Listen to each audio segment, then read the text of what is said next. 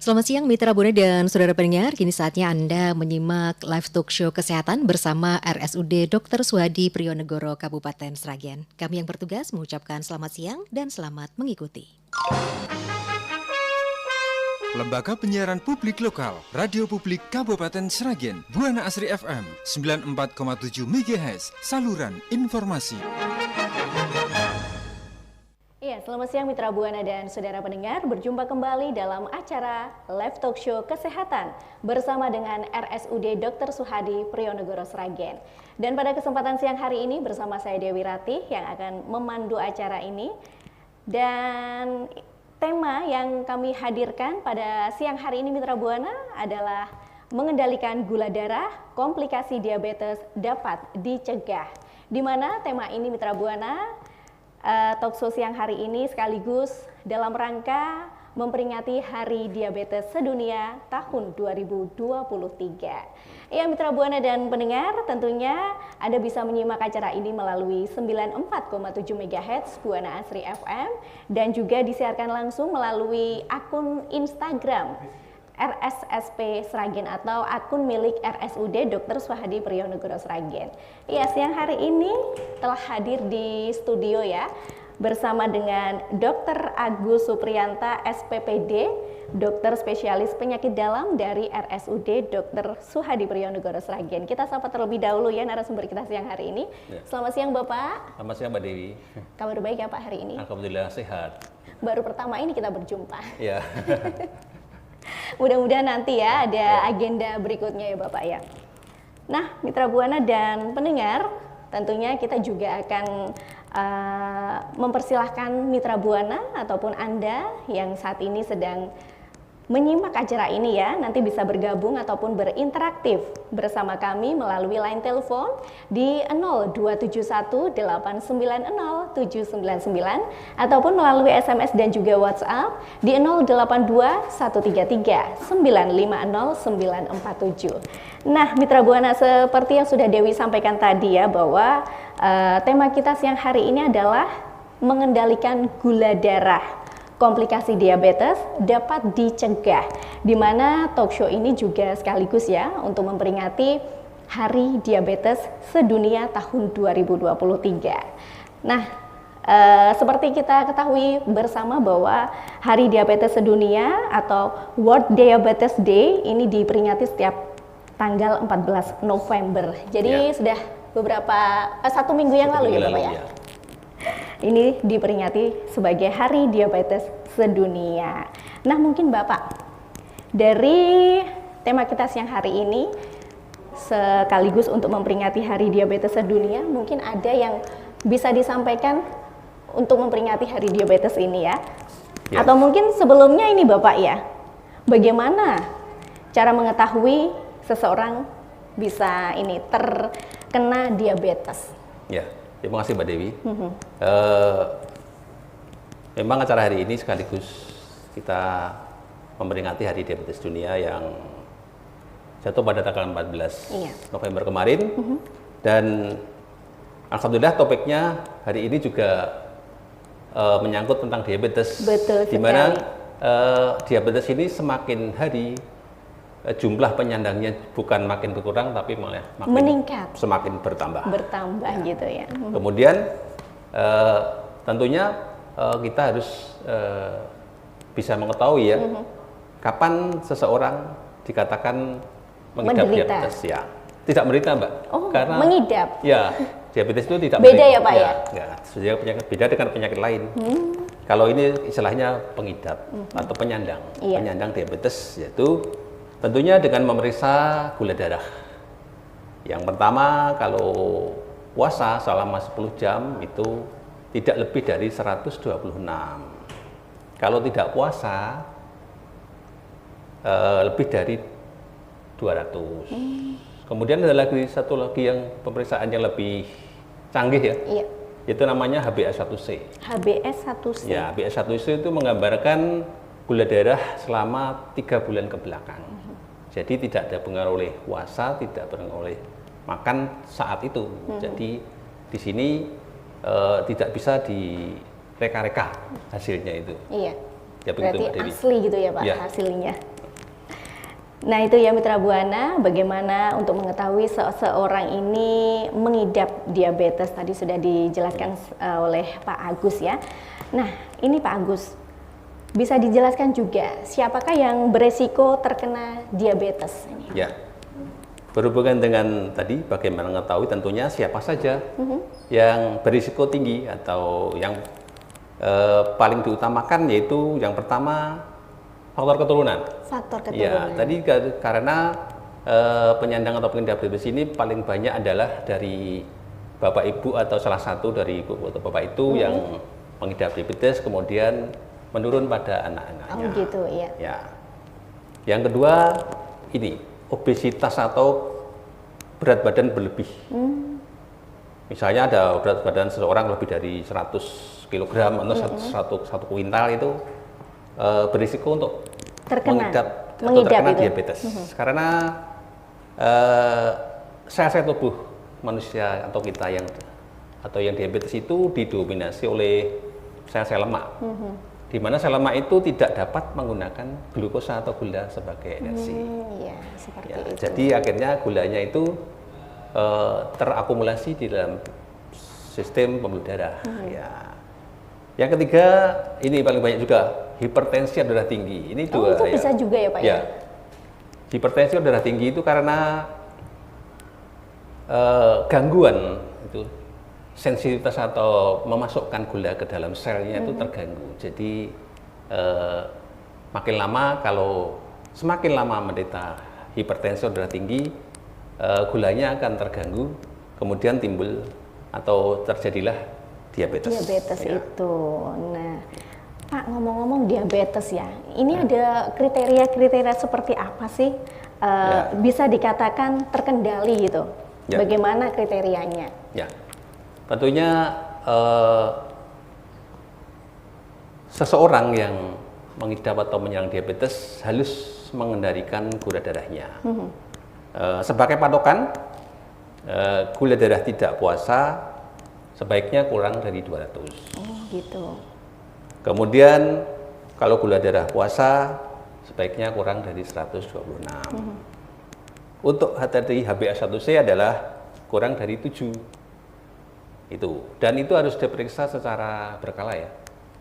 Tentunya kalau HbA1c itu pemeriksaannya berselang selama 3 bulan. 3 bulan. Ya, kalau yang gula puasa atau sewaktu tadi bisa digunakan atau bisa diperiksa tiap minggu. Tiap minggu. Sebaiknya, paling tidak ya 1 bulan, karena misalnya para penyandang ini mengikuti peserta BPJS ya kontrolnya di rumah sakit 1 bulan sekali. Oh gitu. Ya. Ini untuk jumlah ini ya, maksudnya nih untuk rata-rata untuk pria dan wanita ini apakah sama Pak untuk jumlah gula ini? Oh ya. Batasnya itu berapa gitu? Ya Mbak Dewi, ini tidak dibedakan tentang jenis kelamin atau pria atau wanita, tua atau muda, umur berapa saja, patokannya adalah demikian. Jadi gula tidak puasa kurang dari 200, puasa kurang dari 126, dan HbA1c-nya kurang dari 7. Gitu, berarti sama ya Pak ya? Sama. Seperti itu ya Mitra Buana. Jadi untuk kriteria diabetes ini bisa dikatakan terkendali ini sama ya antara pria dan juga wanita seperti itu. Jadi gula darah sewaktu tidak puasa ini 200, kalau ketika puasa ini kurang dari 126. Sedangkan kadar untuk HbA1 ya Pak ya? Ya, HbA1c. HbA1c ini kurang dari 7 seperti itu Mitra Buana. Lalu ini Pak, karena ini diabetes ini juga termasuk salah satu penyakit yang juga menjadi momok ya, salah satu momok bagi warga. Nah ini seperti apa sih dan komplikasi apa saja yang bisa terjadi pada diabetes ini? Ya, tadi sudah dikatakan kalau pertama kita mengetahui apakah seseorang dikatakan atau mengidap atau menyerang diabetes. Kalau sudah diketahui, maka kendalikanlah gula darahnya agar tidak terjadi komplikasi. Ya, komplikasinya ini yang paling dikatakan adalah Yang pertama komplikasi segera atau akut ya. Segera atau akut. Ya, komplikasi yang telah timbul mendadak. Yaitu kadar gulanya drop istilahnya itu, atau kalau di istilah kedokteran itu hipoglikemi. Hipoglikemi. Ya, hipoglikemi gula darah drop. Timbul keringat dingin, bisa-bisa nanti tidak sadar. Biasanya gulanya kurang dari 70. Ya. Kemudian tadi kalau tidak taat minum berobat atau mengendalikan gula, justru gulanya akan naik tinggi. Ya, misalnya biasanya lebih dari 300 gulanya. Atau itu gula apa saja, bisa gula puasa, tidak puasa, atau waktu datang di IGD gitu ya. Biasanya kalau hipoglikemi ini gulanya drop, lemes, keringat dingin, datang di IGD, gitu. Gulanya kurang dari 70. Atau puasanya tidak sadar, justru gulanya tinggi. Lebih dari 300. Kemudian ada komplikasi jangka lama ya, kronis itu. Yang pertama adalah kaki diabetes ya. Yaitu ditandai dengan jari-jari kaki yang menghitam, kemudian ada luka, lukanya itu bisa menjalar dan tidak kunjung sembuh-sembuh. Misalnya lebih dari sebulan ada luka tidak sembuh. Yang kedua, nanti bisa terjadi stroke. Yang ketiga, gagal ginjal. Yang keempat, serangan jantung. Dan pada umumnya nanti pada mata itu timbul katarak yang lebih cepat daripada biasanya. Biasanya umur 50 atau 60 ke atas itu baru timbul katarak. Kalau penyandang diabetes ini bisa lebih dini timbul katarak. Ya. Jadi itu Mbak Dewi antara komplikasinya. Komplikasinya untuk diabetes ini dengan penyakit yang lain itu berarti ya ada beberapa ya? Ya saling berkaitan, ya saling berkaitan nanti. Begitu ya. Jadi Mitra Buana perlu diketahui ya bahwa komplikasi yang bisa terjadi pada diabetes ini yaitu ada stroke seperti itu, kemudian gagal ginjal, serangan jantung, dan juga katarak yang lebih cepat ya dari biasanya itu. Ya, seperti itu ya Mitra Buana. Lalu ini Pak, komplikasi mana yang dapat menimbulkan kecacatan? Oh ya, sebenarnya semuanya tadi bisa menimbulkan kecacatan ya. Gitu, dari stroke kan cacat, ginjal cacat, serangan jantung cacat, katarak juga cacat, tapi kecacatan yang ditimbulkan oleh kaki diabetes itu kan mudah dikenali. Jadi penyandang atau pengidap diabetes bisa mengenali sendiri. Kalau lainnya kan perlu pemeriksaan laborat, perlu rekam jantung, perlu pemeriksaan dokter mata, perlu pemeriksaan dokter saraf itu ya. Kalau ini kaki diabetes penderita sendiri bisa mengenali lebih langsung ya. Kalau kakinya timbul hitam, kemudian ada luka, lukanya kok tidak kering, tidak kering-kering, justru malah menjalar, bertambah luas atau bertambah lebar. Kemudian kalau sudah begitu, ya, obatnya itu tidak ada lain kecuali diamputasi. Oh, seperti itu. Iya, karena pembuluh darah sudah tersumbat, kemudian tidak ada aliran darah ke ujung jarinya itu. Biar tidak menjalar juga itu tadi ya. Dan memutus itu ya. Ya, memutus supaya tidak menjalar makin ke atas atau makin ke arah pangkal kaki. Dan itu tidak akan bedah, makanya ada salah satu anggota dari penyandang diabetes itu yang hilang. Makanya kan ada kakinya satu sisi tidak ada, atau jempolnya tidak ada, atau jarinya tidak ada. Dan itu nanti kan mudah dikenali dan mudah untuk diatasi supaya tidak sampai dilakukan amputasi ya. Itu tadi ya, itu ya Mitra Buana. Jadi dari beberapa komplikasi ini semuanya memang bisa mengindikasi terjadinya ataupun bisa menimbulkan kecacatan gitu ya. Tapi ya perlu diketahui juga bahwa terapi kaki diabetes ini harus dilakukan tindakan pembedahan oleh dokter bedah dengan cara diamputasi. Ini juga untuk memutus ya agar tidak menjalar ke pembuluh-pembuluh yang lain seperti itu ya Pak ya. Pak Dokter, ini sudah ada pertanyaan yang masuk dari pendengar ini ya melalui SMS ya. Terima kasih ya pendengar kita setia ini dari Mas Abi. Mas Abi yang ada di Kebon Romo ini ya, atau di Klaten saat ini. Assalamualaikum, waalaikumsalam. Selamat siang Mbak Dewi, Pak Dokter. Ya. Saya mau tanya, gejala sakit seperti apa yang muncul sering dirasakan orang yang awal menderita diabetes? apa pusing, lemas, dan lain-lain. Terima kasih atas jawabannya. Assalamualaikum.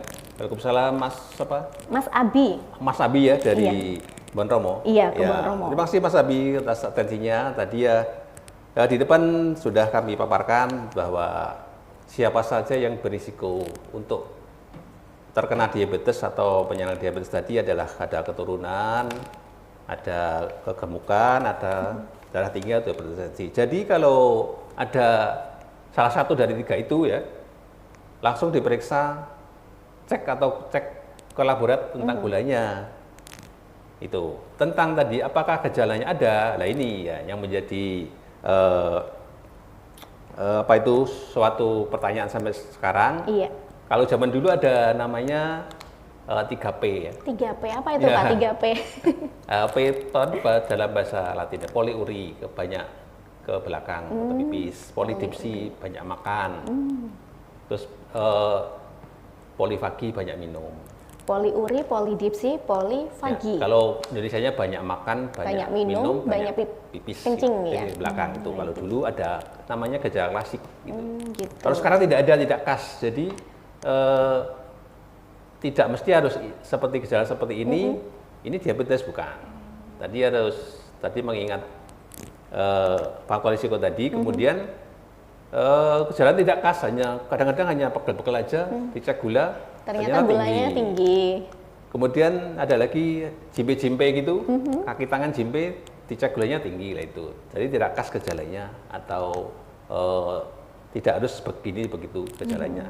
Begitu Mas Andi jawabannya. Semoga nanti bisa bermanfaat, terutama bagi ada keluarganya atau siapa saja yang kira-kira berisiko untuk diabetes bisa segera dini memeriksa laborat gula darahnya.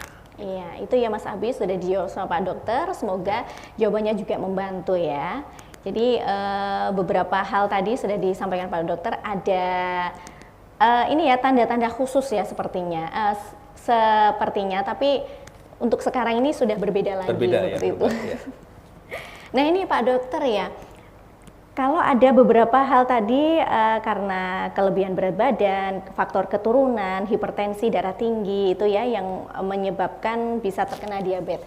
Nah, untuk pola makan ini apakah juga menjadi salah satu indikasi bisa mengarah ke diabetes? Iya. Kalau misalnya banyak makan gitu ya, apakah bisa jadi diabetes? Tidak akan terjadi. Selama tidak ada faktor tadi, kecuali banyak makan terus kegemukan, obesitas lah itu gitu, terjadi. iya. Kalau banyak makan tapi diimbangi dengan banyak olahraga atau banyak aktivitas itu ya tidak terjadi diabetes begitu. Kecuali tadi ya, kalau memang sudah ada faktor risiko, ya pasti ada diabetesnya itu. Gitu. Walaupun makannya tidak banyak begitu. Jadi tidak ada kaitannya dengan jumlah makan berapa porsi atau berapa banyak porsi yang dimakan itu. Begitu Mbak Dewi. Oh iya, terima kasih Pak Dokter. Nah Mitra Buana ya, masih ada ya, mungkin nanti bagi Anda yang ingin bergabung ya untuk berinteraktif bersama kami, boleh ya, masih kami tunggu atensi Anda melalui line telepon di 0271890799 ataupun melalui SMS dan juga WhatsApp di 082133950947 ya. Tentunya sebelum kita lanjut kembali ya ke beberapa pertanyaan ataupun beberapa bahasan kita di talkshow kesehatan siang hari ini mengenai mengendalikan gula darah, komplikasi diabetes dapat dicegah dalam rangka memperingati Hari Diabetes Sedunia tahun 2023 ya bersama Bapak Dr. Agus Supriyanta SPPD, dokter spesialis penyakit dalam dari RSUD Dr. Suhadi Priyonegoros Sragen. Sembari kita tunggu atensi Anda, kita akan jeda terlebih dahulu. Tetap stay di 94,7 MHz Buana Asri FM dan juga live Instagram di @rssp Sragen. Baik Mitra Buana dan saudara pendengar, kembali lagi dalam acara live talk show kesehatan bersama dengan RSUD Dr. Suhadi Priyonegoros Sragen dan masih bersama saya Dewi Rati ya. Yang memandu acara ini juga bersama dengan Dr. Agus Supriyanta SPPD, dokter spesialis penyakit dalam dari RSUD Dr. Suhadi Priyonegoros Sragen. Mitra Buana dan pendengar ya silakan Kami masih membuka atensi ya untuk Anda yang ingin berinteraktif bersama kami. Masih kami buka di line telepon 02718907999 ataupun melalui SMS dan juga WhatsApp di 082133950947. Dan Anda bisa menyimak acara ini melalui 94,7 MHz Buana Asri FM dan juga live akun Instagramnya @rssp Sragen atau akun milik RSUD Dr. Suhadi Priyonegoros Sragen.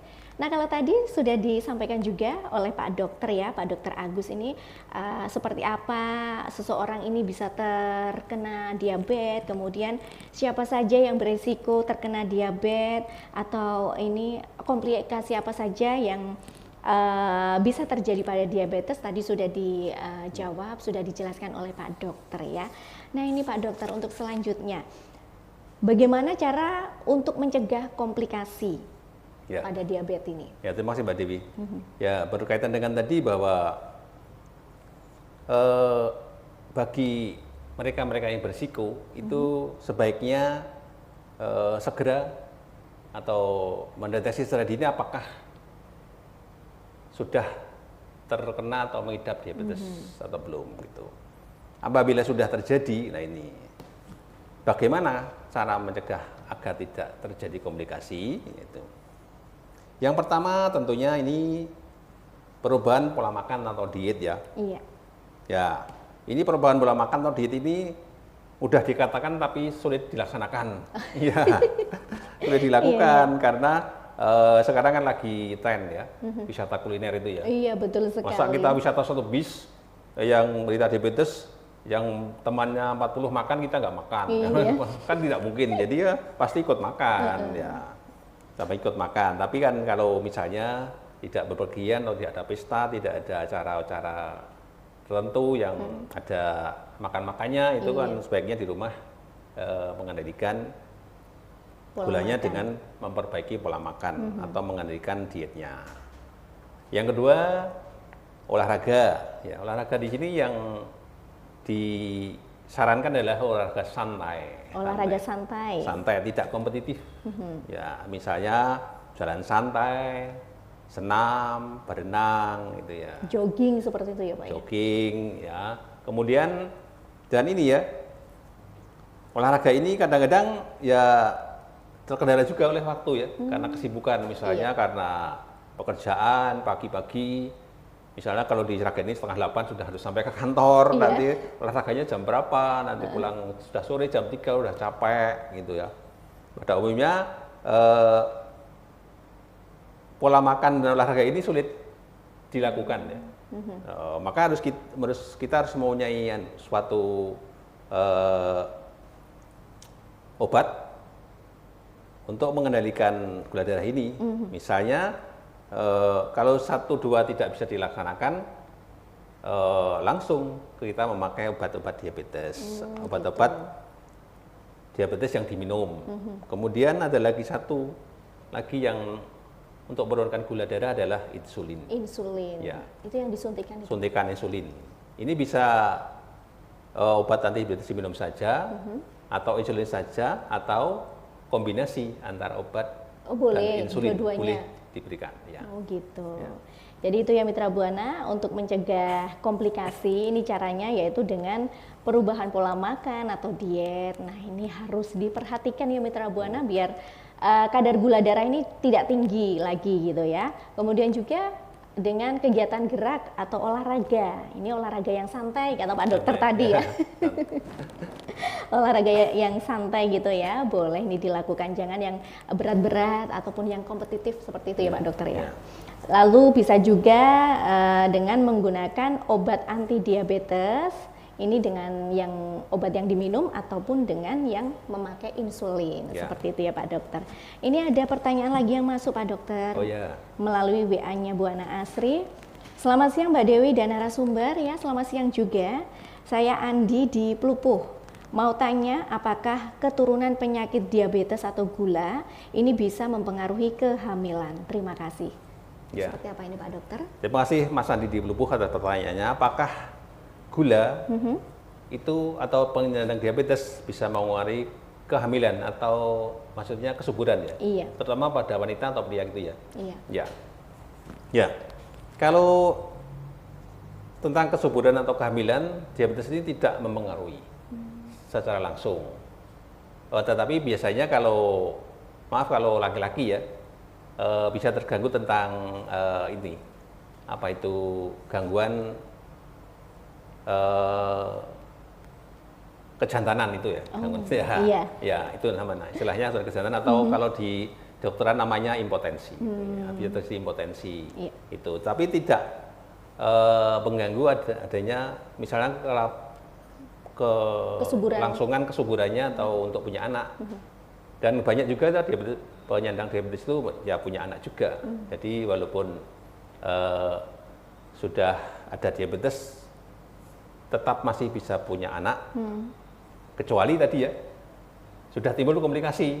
Ya itu kalau timbul komplikasi beda lagi ya Mas Andi. Mas Rudi dari Plupo ya. Kalau Iya. tidak masuk komplikasi ya itu tentunya tidak atau terhambat untuk memperoleh anak atau memperoleh keturunan. Itu. Terima kasih atas pertanyaannya.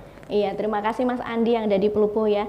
Nah ini Pak Dokter, ada juga ini karena ibunya yang diabetes terus nanti berpengaruh pada bayinya itu Pak?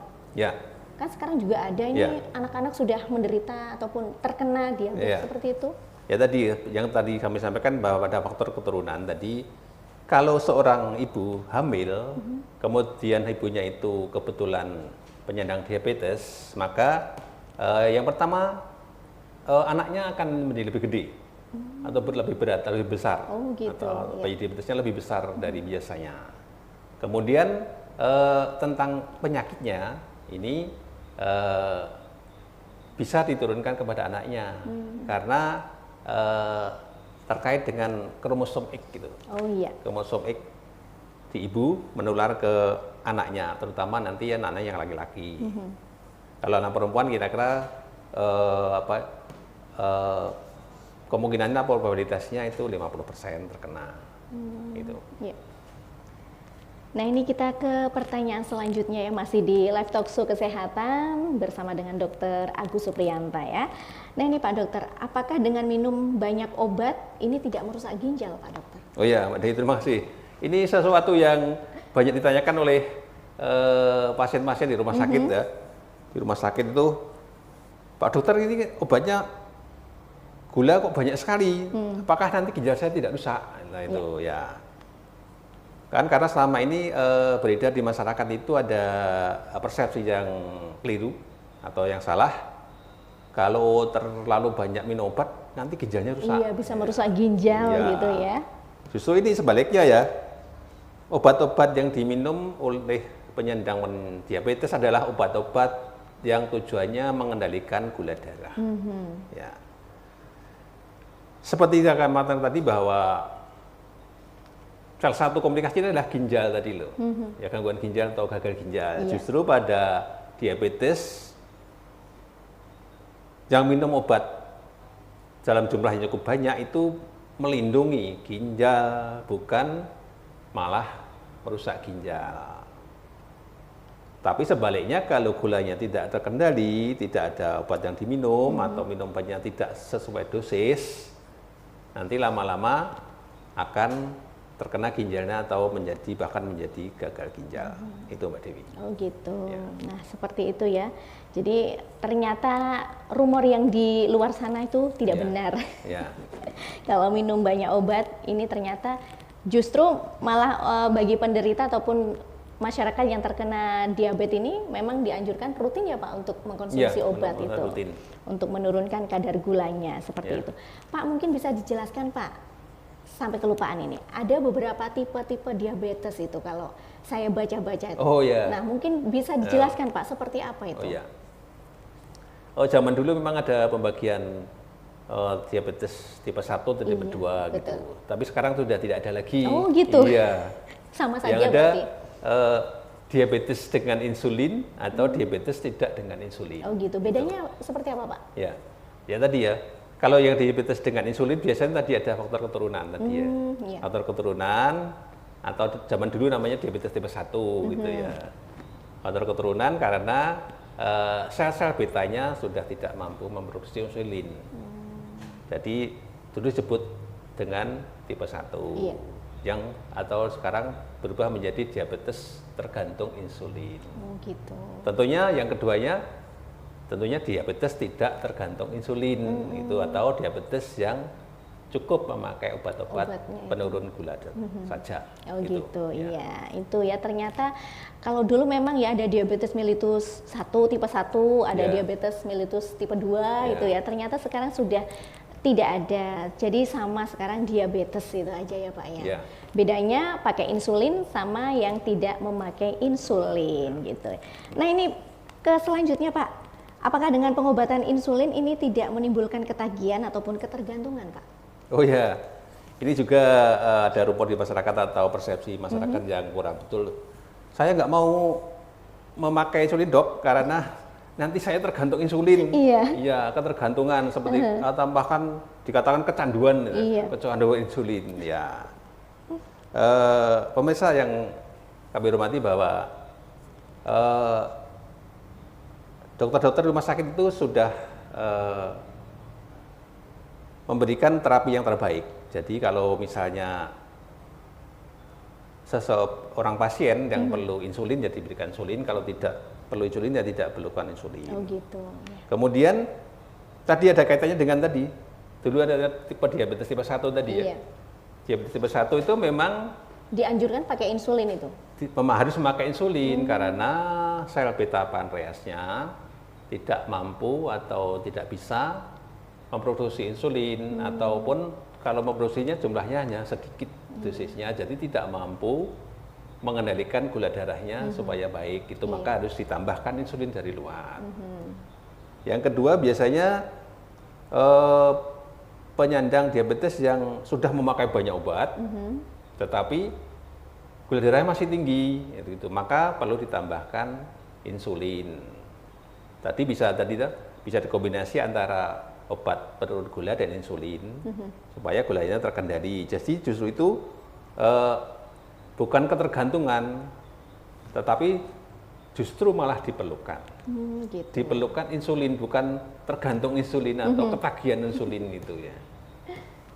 Tetapi memang kalau misalnya ada pakai insulin tidak nyaman gitu kan, lain lagi masalahnya. Bisa diganti dengan obat-obat yang diminum. Gitu.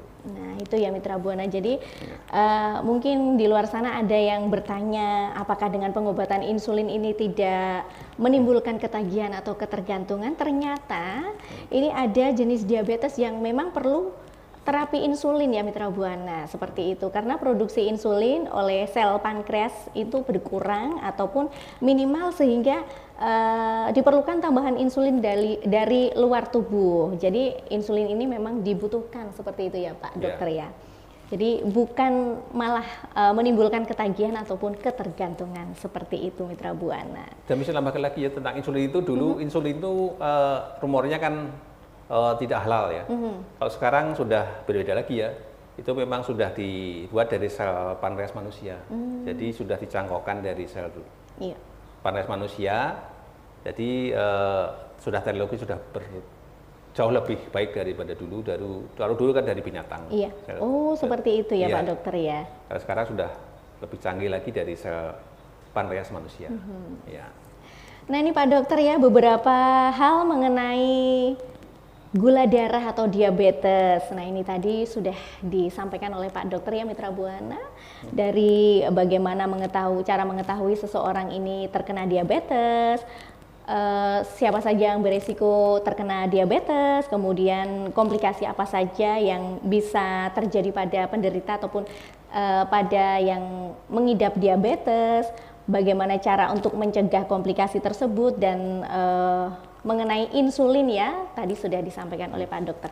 Pak Dokter, dari tema kita ya, ataupun dari obrolan kita siang hari ini mengenai mengendalikan gula darah, komplikasi diabetes dapat dicegah, ini apa sih yang bisa diambil kesimpulannya? Ini juga sebagai closing statement Pak Dokter, karena juga waktu yang membatasi pertemuan kita. Oh ya, terima kasih Mbak Di atas bincang-bincang kita kali ini. Semoga bisa bermanfaat bagi para pendengar Radio Buana Asri. Ya, tentang topik kita pada siang ini adalah diabetes mellitus. Bagaimanakah cara mencegahnya apabila kita sudah terkena diabetes tidak terjadi komplikasi? Yang pertama tentunya deteksi dini bagi mereka yang berisiko tadi. Risikonya adalah kegemukan atau obesitas, ada keturunan dari diabetes dari bapak maupun ibu, kemudian hipertensi. Dari berisiko itu segera secara dini untuk memeriksa laboratorium gula darah. Kemudian kalau sudah ternyata mengidap atau ada gula darah, maka kita harus menggunakan modalitas obat-obat yang ada atau modalitas yang ada, misalnya dengan diet, olahraga teratur, kemudian langkah ketiga memakai obat-obat diabetes, dan atau bisa ditambah insulin atau insulin saja. Kemudian tentunya kita harus memonitor gula darah kita sendiri dengan cara memeriksa gula darah, dan akan lebih baik lagi dengan pemeriksaan laboratorium namanya HbA1c secara berkala dan teratur. Kalau gula darah bisa diperiksa tiap minggu atau bahkan tiap hari. Kalau HbA1c diperiksa tiap 3 bulan. Demikian Mbak Dewi, semoga acara kita hari ini bermanfaat bagi kita semua. Iya, terima kasih Pak Dokter untuk closing statement-nya ya siang hari ini mengenai diabetes atau gula darah, di mana untuk mencegah komplikasi diabetes ini perlu dilakukan deteksi dini ya, seperti yang sudah disampaikan Pak Dokter tadi, terutama bagi yang berisiko. Ini dengan cara-cara diet ataupun menjaga pola makan, olahraga, kemudian juga menggunakan obat diabetes ataupun insulin ya, ini bisa dilakukan. Dan juga jangan lupa untuk rutin ya untuk memeriksakan gula darah, dan bisa juga dengan HbA1c ini secara berkala dan teratur ya untuk mengendalikan ataupun untuk mencegah diabetes ini terjadi, seperti itu ya. Mitra Buana. Dan Mitra Buana juga pendengar ya, seperti Dewi sampaikan di awal bahwa kebersamaan kita ataupun talkshow kesehatan siang hari ini dengan tema mengendalikan gula darah, komplikasi diabetes dapat dicegah, ini sekaligus dalam rangka memperingati Hari Diabetes Sedunia tahun 2023 yang diperingati setiap tanggal 14 November setiap tahunnya. Dan tujuan dari peringatan Hari Diabetes Sedunia ini adalah wujud dari rasa prihatin terhadap kasus diabetes yang selalu meningkat setiap tahun. Nah, Mitra Buana dan pendengar ya, mudah-mudahan apa yang sudah disampaikan oleh Pak Dr. Agus Supriyanta ini sangat bermanfaat ya bagi kita. Apalagi penyakit diabetes ini adalah salah satu penyakit yang menjadi momok ataupun yang ditakuti oleh masyarakat umumnya ya Pak, seperti itu. Dan demikian live talk show kesehatan kita kali ini dengan tema mengendalikan gula darah, komplikasi diabetes dapat dicegah, dengan menghadirkan narasumber Dr. Agus Supriyanta SPPD, dokter spesialis penyakit dalam dari RSUD Dr. Suhadi Priyonegoros Sragen. Dan sampai di sini kebersamaan kita, semoga bermanfaat. Sampai jumpa dalam acara talk show kesehatan edisi selanjutnya. Jangan lupa untuk selalu menjaga kesehatan, tetap semangat. Saya Dewi Ratih dan segenap tim yang bertugas mengucapkan terima kasih atas kebersamaan dan perhatian Anda. Selamat siang. Lembaga Penyiaran Publik Lokal, Radio Publik Kabupaten Sragen, Buana Asri FM, 94,7 MHz, saluran informasi. Oke, Mitra Buana, demikian tadi telah kita ikuti bersama talkshow kesehatan dalam rangka Hari Diabetes Sedunia tahun 2023 dengan tema mengendalikan gula darah, komplikasi diabetes dapat dicegah. Lembaga Penyiaran Publik Lokal, Radio Publik Kabupaten Sragen, Buana Asri FM, 94,7 MHz, saluran informasi.